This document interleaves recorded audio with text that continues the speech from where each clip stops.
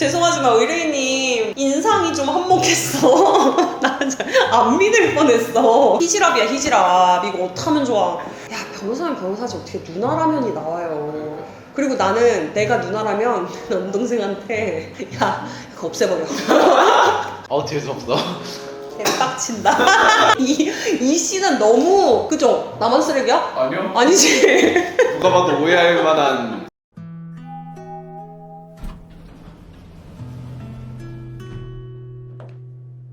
안녕하세요. 오늘은 5,6화를 한번 볼게요. 5,6화에서는 뭐 메인으로 진행되는 스토리가 하나 있었고, 우리 하상기 변호사의 스토리가 하나 있었고, 중간중간 이제 자잘한 사건들이 깔리기 시작을 해요. 이제 그 중에서 특히 좀 눈에 보였던 게 몇 가지 있었는데, 그 중에 하나가 제가 임신을 해서 그때 처방해주신 약을 못 먹었어요. 그래요? 축하드려요. 남편분 너무 좋아하셨겠다. 배은정 변호사가 임신을 했습니다. 일단은 축하드립니다. 그 축하할 만한 일인데 배 변호사 표정이 그렇게 썩 좋지가 않아요. 물론 계획하지 않은 임신일 수도 있어. 근데 이걸 또 변호사의 입장이랑 조금 연결을 해서 보면 로펌에 다니는 특히 업소 변호사들은 임신을 했을 경우에 걱정을 하는 경우가 더 많은 것 같아요. 대형 법무법인의 경우에는 조금 더 잘 갖춰진 경우가 많지만 조금 인력이 적은 법률사무소나 법무법인에서는 사실 아직도 조금 후진적이게도 출산휴가나 육아휴직 같은 걸 잘 못 쓰는 경우가 많아요. 의뢰껏 자리를 빼주려니 이렇게 주변 다른 변호사들도 생각하는 것이 좀 있는 것 같고, 요즘에는 그래도 생각이 좀 많이 바뀌어서 뭐 육휴 써라, 뭐 출휴 써라 이렇게 하는 경우도 있는데, 진짜 만삭 때까지 일하고 진짜 아이 낳고 진짜 금방 복귀를 한단 말이야. 그런 게 좀 걱정되는 부분도 있었을 것 같아요. 계획하지 않은 임신이라면은 나 지금 몇 년 차인데 어떡하지? 뭐 이거 출휴는 쓸 수 있나? 육휴는 어떡하지? 어떻게 키우지? 나 야근 맨날 하는데 막 이런 걱정을 배 변호사가 할 수 있을 것 같아서 난 조금 짠한 생각도 들더라고요. 뭐 나는 일단 아이는 없고 육휴나 출휴의 계획도 없기는 하지만 주변에서 이제 딱 나나 내 후배분들이 이제 이런 걱정들을 많이 하는 나이라서 아직은 조금 변호사들이 그렇게 노동 환경 자체가 업소 변호사님들은 특히 좋지는 않은 것 같다라는 짠함이 좀 있었어요. 그때 주의 정도만 주시고 체벌을 가하거나 하진 않으셨단 말씀이시죠? 예. 여기에는 엎드려 뻗쳐를 시켰다, 엉덩이를 때렸다 이런 얘기가 있는데. 그런 적 없어요.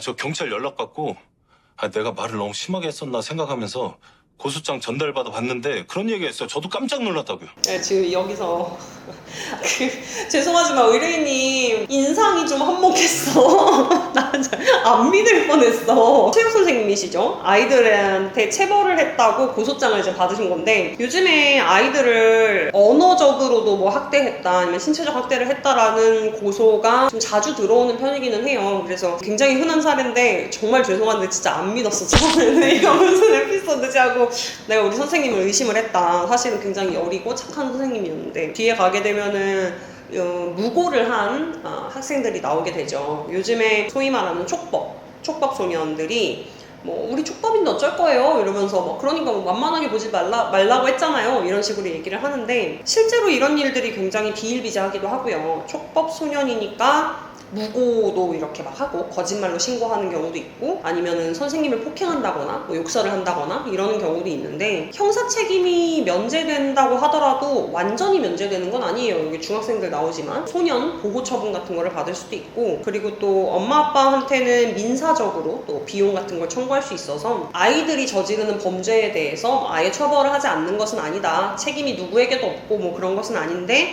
사실 촉법 문제는 또 할 얘기가 많죠. 나중에 이것도 기회가 되면 그거 뭐였지? 소년판사?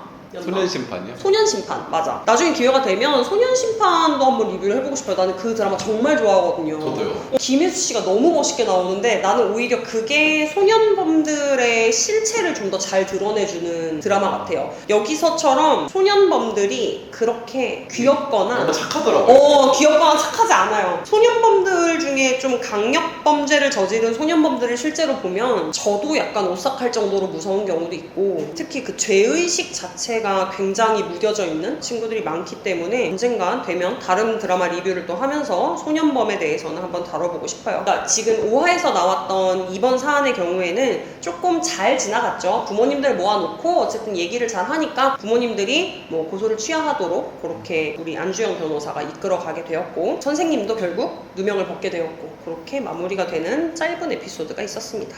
쇼핑백을 까먹고 그냥 가죠. 그리고 문동근 씨가 나와서 그 자리에 앉아요.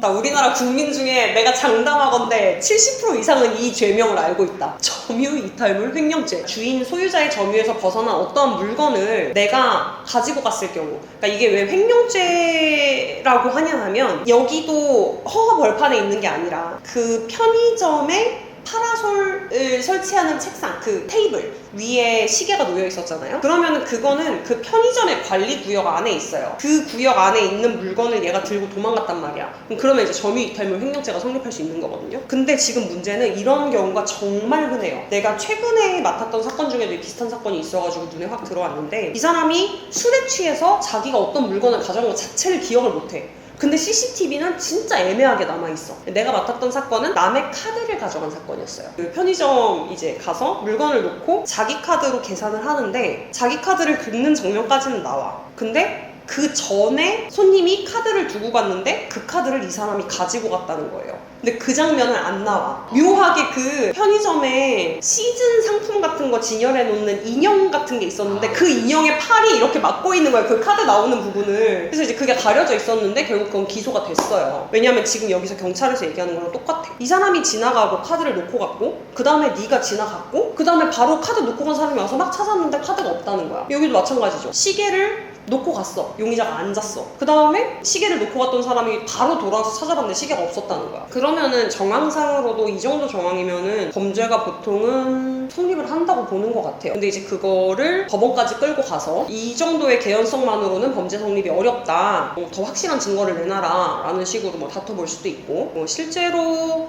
제가 했던 사건의 경우에도 술에 취해서 본인이 카드를 가져간 건 기억을 못했기는 했지만 결국에는 드러난 진실은 그 카드가 내 의뢰인 집에서 나오기는 했어. 가져간 건 맞는 거네요. 가져간 건 맞는 거였어. 근데 뭐 중간 과정을 얘기를 하자면 결국 피해자랑 합의를 하고 취하를 해서 뭐 기소는 안 되는, 그렇게 해서 끝나기는 했는데, 합의할 때도 엄청 억울하다 막 이렇게 얘기를 했었거든. 근데 알고 보니까 결국에는 가져갔던 거였더라고요. 근데 과연 친구의 경우에는 맞은편 중국집에 있는 CCTV에서 이 사람이 가져가는 게 나오잖아.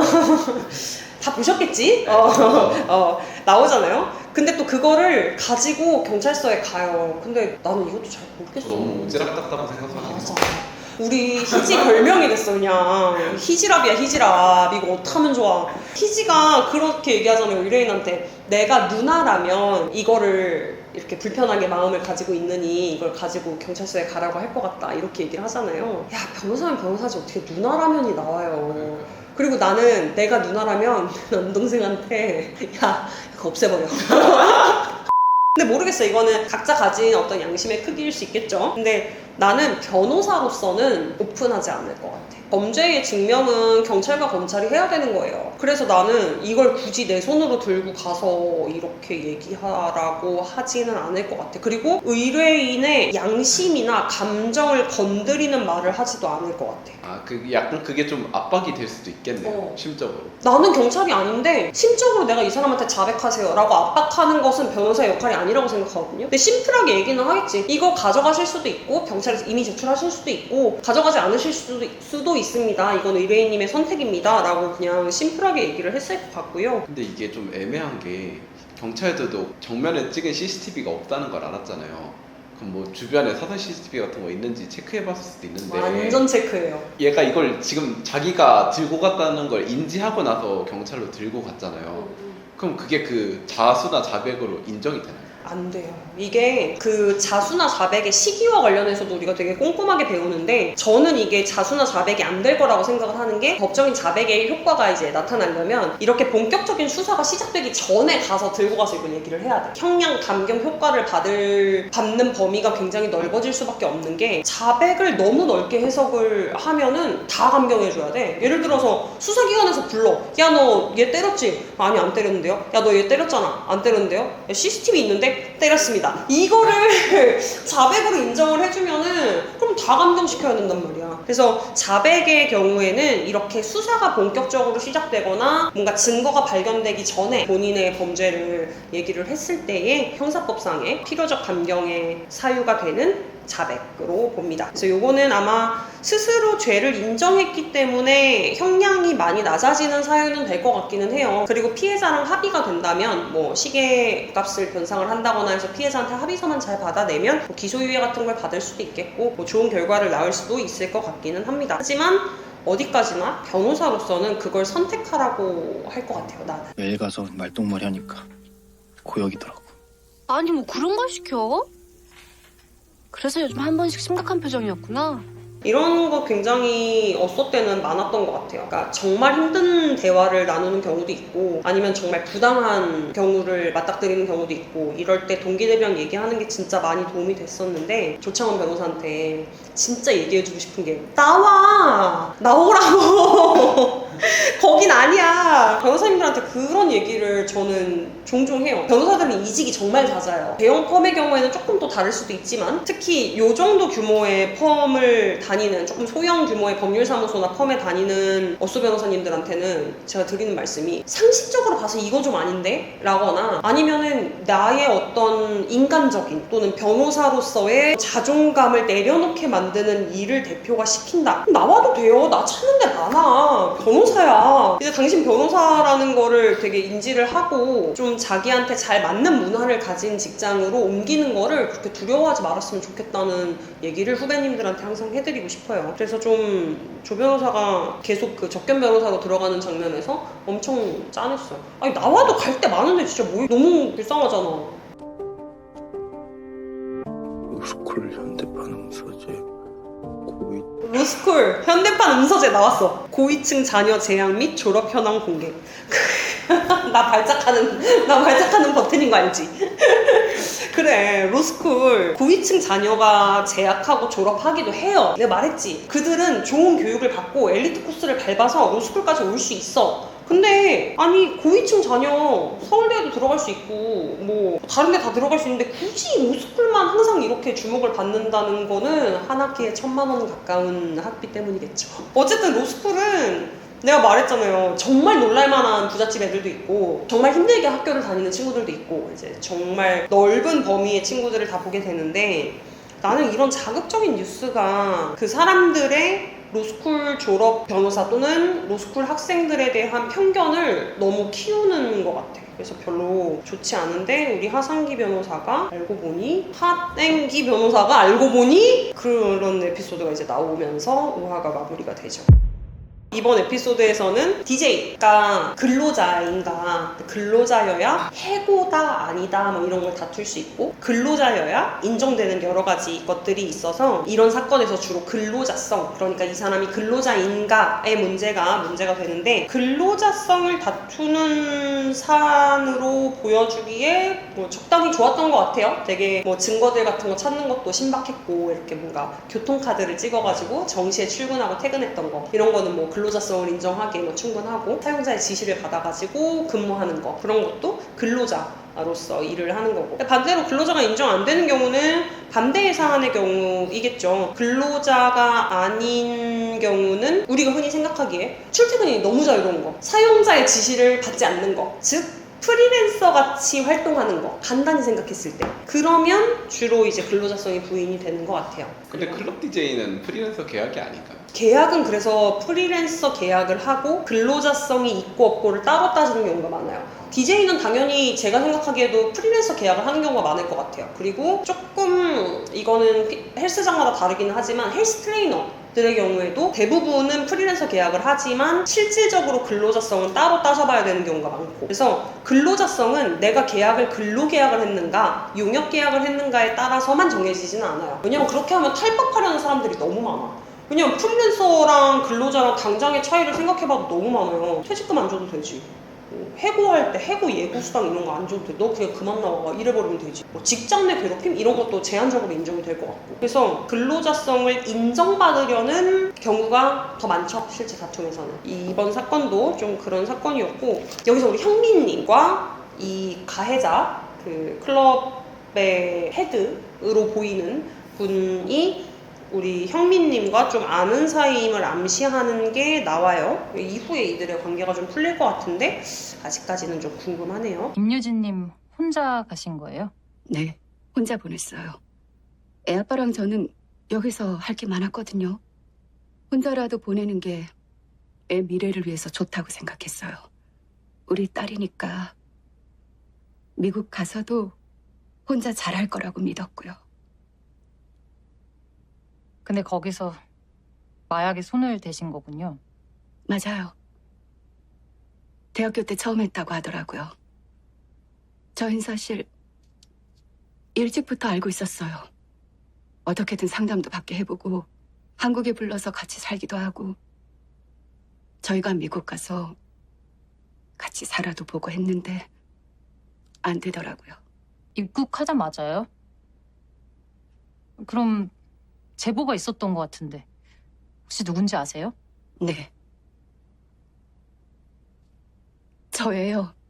이건 조금 에피소드 슬펐어. 짠하더라고요. 그런데 이제 가끔 있는 경우가 있어요. 이렇게 가족들이 신고를 한다? 비단 마약 범죄가 아니고서라도 가족들이 신고를 하고 구속이 돼. 신고당한 가족이. 그런데 그 신고한 가족이 와서 말씀을 하셔. 들어가는 건 아닌 것 같아요. 이런 경우가 몇 번 있었어요. 저는 마약도 마약이고 가정에서 일어난 상해. 아버지가 칼을 휘둘렀어, 가족들한테. 그래서 가족이 한 번, 두 번 참다가 나중에는 심지어 고소장을 썼어요. 아버지에 대한 고소장을. 그래서 실제로 하도 그게 반복적인 폭행이 있었어서 구속 결정이 내려졌는데, 그러고 나서 가족들이 이제 우리를 찾아오신 거지. 좀 어떻게 안 되냐고, 풀어달라고, 우리 가족 다시 한번 행복하게 살아보겠다. 열심히 해가지고 이제 집행유예로 풀려나신 경우가 있었는데, 슬픈 사실은 생각보다 많은 가정에서 다시 신고를 당하시는 경우가 가해자분 다시 신고를 당하시는 경우가 많이 있었어요, 경험적으로는. 글쎄요, 가족이 오죽하면 신고를 했을까 싶은 생각도 들지만 가끔은 단호하게 마음을 먹고 가족이 신고를 해주는 것이야말로 꼭 필요한 범죄가 있다. 대표적으로 이렇게 뭐 마약 범죄라든가 본인들이 피해자가 될 수 있는 가족 내 폭력 문제라든가. 아, 준비해놨어요?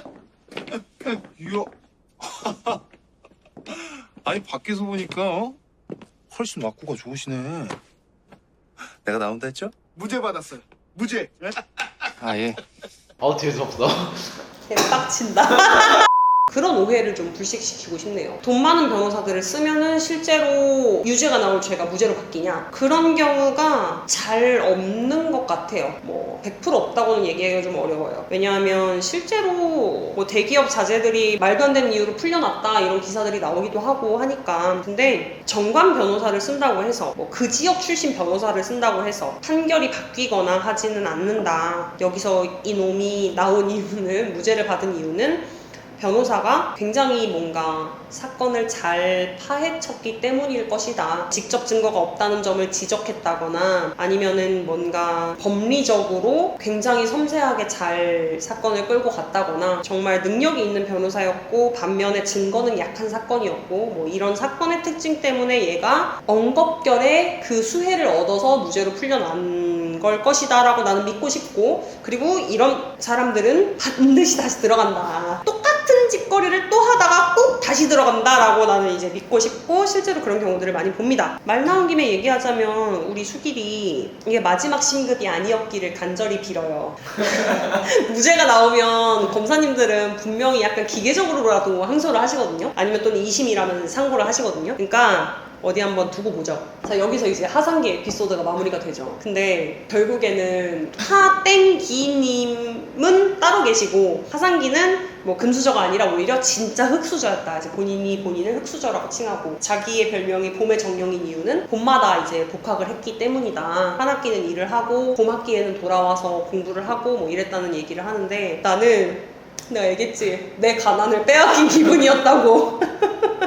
나의 이 힘겨웠던 로스쿨 생활마저 이렇게 고증이 잘 안 되는구나 라는 아쉬움이 있어요. 그 로스쿨은 3년 동안에 어마무시한 양을 배워야 되기 때문에 1학기에 열리는 과목들하고 2학기에 열리는 과목들이 좀 달라요. 그래서 1학기에 열렸던 과목들을 듣고 2학기 휴학을 하면 다음에 1학기 때 또 복학을 하면 똑같은 강의만 열려 있어. 2학기 때 열리는 강의를 들을 수가 없는 거야. 그래서 사실 돈을 벌고 다음 학기에 돌아오고 이게 사실상 불가능해요. 그리고 공부할 게 너무 많기 때문에 돈 벌고 학교로 돌아오면 다 까먹어. 그래서 어떻게든 나는 돈 없이 로스쿨에 가서 일을 하려는 사람들한테는 졸업해라. 최대한 휴학하지 말고 쉬지도 말고 생활비 어떻게든 야간에 벌어가면서 졸업해라라고 나는 얘기를 해주고 싶어. 내가 실제로도 그렇게 졸업을 하기도 했고. 근데 한 학기에 1,000만 원에 달하는 학비를 내야 하면서도 생활비가 또 따로 들고 하다못해 교재비, 밥값, 방값, 기숙사비 뭐 이런 게 다 들 테니까 그런 것들을 어떻게 버느냐가 문제인데 한국장학재단이라는 좋은 은행이 있습니다. 대학원, 그러니까 로스쿨을 포함한 대학원에도 학비 지원을 해줘요. 그래서 한국장학재단에 에서 학비를 저리에 대출을 받을 수 있어. 그리고 생활비 같은 경우는 일부 내가 벌어야 되는 부분도 있지만 내가 로스쿨에 입학했다는 것만으로도 은행은 내 신용을 높게 인정해줘. 그래서 2,000만 원까지 대출이 돼요. 이게 되게 중요하단 말이야. 이거를 결국 언제 갚느냐의 문제이기는 하지만 내가 굳이 한 학기씩을 쉬어가면서 합격까지의 기간을 늘릴 필요가 없어요. 최대한 압축적으로 공부를 해서 빨리 변호사가 돼서 빨리 돈을 벌어서 갚으면 돼. 시간당 페이를 생각을 해보라고. 그럼 결국 이때 바싹 공부를 해서 최대한 빨리 변호사가 되는 게 내가 최대한 빨리 빚을 갚고 순자산 시대로 들어설 수 있는 지름길이야. 최대한 빨리 끝내는 게. 저는 로스쿨에 다녀서 생활비를 얻어야 되는 사람들은 본인의 어떤 지적 자산을 최대한으로 활용해서 돈을 벌라고도 얘기를 해요. 뭐 저는 급할 때는 정말 음식점 알바도 하고 하기는 했지만 방학 때나 이럴 때는 되도록이면 남을 가르치는 알바, 과외를 할 수도 있고 학원에서 뭐 논술 같은 거를 봐줄 수도 있고 뭔가 내 지적 능력을 최대한 발휘해서 시간당 단가가 가장 높은 아르바이트를 하면은 졸업할 수 있어.